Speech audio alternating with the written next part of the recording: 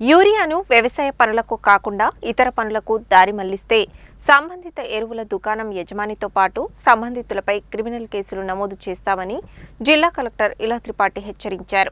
నల్గొండ జిల్లాలో ఎరువులకు ఎలాంటి కొరత లేదని స్పష్టం చేశారు.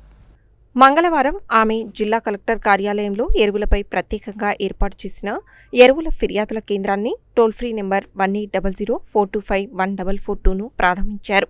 ఈ సందర్భంగా జిల్లా కలెక్టర్ మాట్లాడుతూ ఆగస్టు మొదటి వారంలో నాగార్జున సాగర్, మిర్యాలగూడ నియోజకవర్గాలకు సాగునీరు వస్తున్నప్పటికీ అలాగే జిల్లా వ్యాప్తంగా ముమ్మర వ్యవసాయ సాగు, విత్తనాలు, నాట్లు వేసే సమయంలో సైతం అవసరమైనన్ని ఎరువులను సరఫరా చేసేందుకు జిల్లా యంత్రాంగం సిద్ధంగా ఉందని తెలిపారు. ఎరువులకు ఎవరూ కంగారు పడాల్సిన పనిలేదని అన్నారు.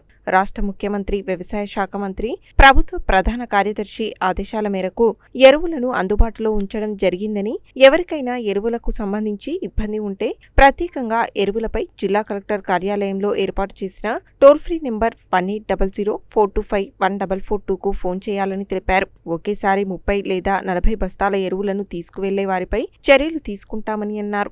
ఎరువుల పర్యవేక్షణకై ప్రతి మండలానికి ఒక ప్రత్యేక అధికారిని నియమించడం జరిగిందని, తహసీల్దారు, మండల వ్యవసాయ అధికారులు ఎరువుల దుకాణాలను క్రమం తప్పకుండా తనిఖీ చేయాలని ఆదేశించారు. మిర్యాలగూడ ఎరువుల గోదామును ఎప్పటికప్పుడు తాము సందర్శిస్తున్నామని, ఈ నెలాఖరులోగా జిల్లాకు 3000 మెట్రిక్ టన్నుల యూరియా రానున్నదని స్పష్టం చేశారు.